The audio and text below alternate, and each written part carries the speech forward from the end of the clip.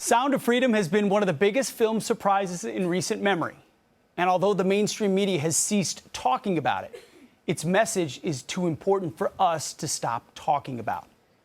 As of last weekend, it's still among the highest grossing films in America and has made more than $155 million in 1 month, outpacing Mission Impossible. In the background of all of this success, the mainstream media kept telling us that Sound of Freedom was based on a wacky conspiracy theory full of QAnon-based concepts. Watch.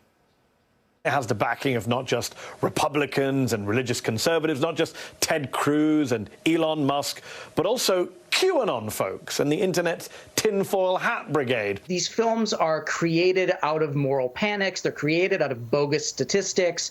They're created out of fear. And with something like Sound of Freedom, it specifically is looking at QAnon concepts of these child trafficking rings that are run by the high-level elites. Bogus. They want us to believe them and ignore the real news and real travesty that Sound of Freedom aims to spotlight. In the wake of those on the left telling us that child trafficking is a conspiracy, they occasionally take a break to report the truth, the inconvenient truth. This courtesy of NBC News. The FBI found 200 sex trafficking victims and more than 125 suspects during a 2-week child exploitation operation in July, federal officials said on Tuesday. Wait, can this report be right? Wasn't this all a giant conspiracy? So in the same month that Sound of Freedom was released, our own FBI simultaneously found 200 sex trafficking victims in America. Not a foreign country, right here at home. This topic remains a gravely serious and sick problem. And there's no one better to talk on this subject than Tim Ballard, on whom the Sound of Freedom is based. And Tim Ballard joins us now. He's a senior advisor at the Spear Fund. Tim, thank you for what you're doing. Thank you for your story, for creating a movement that's showcasing what is a sick and ongoing problem. When you hear 200 and 125 suspects, I got to believe you're saying that's just the tip of the iceberg here.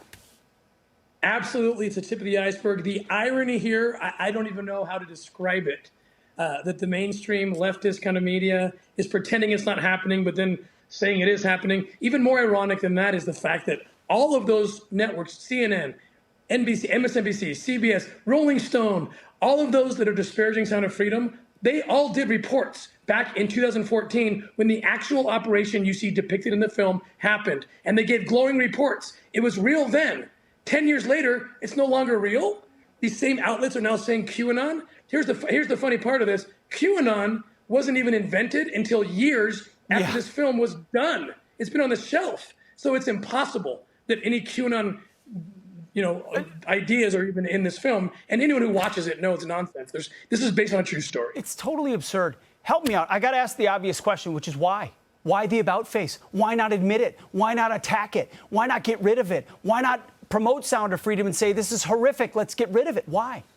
I think I know the answer, because there's a conversation about children that they don't want to have. These same networks are promoting this idea that pedophiles should be called minor attractive persons. It should be normalized. The UN just put out a report 2 months ago saying that maybe we shouldn't criminalize sex with children. They don't want to talk about 85,000 unaccompanied minors under the Biden administration that were let into the United States without any background checks being done and delivered to anyone, including potential traffickers. These are the conversations they don't want to have, and they have to discredit Sound of Freedom because they know the Sound of Freedom is going to shine a light on this darkness, and we're not going to stop. We will shove this conversation down their throats to protect children. You certainly have. And Tim, you just kind of alluded to it.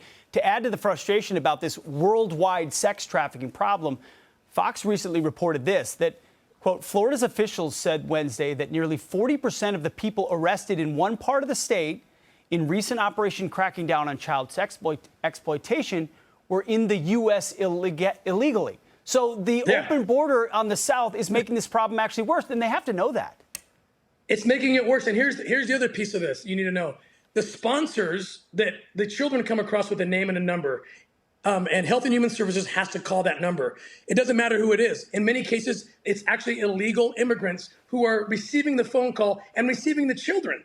It's literally more difficult to adopt a cat from a shelter than it is for an illegal person or any person in the U.S. to go down and take a child out of the custody of Health and Human Services. In fact, your taxpayer dollars are now paying for the last leg of what might be a child trafficking experience. This is the reality. This administration is complicit, yes, wittingly or not, yes, in trafficking children. And then look us in the eye and tell us it's all humane.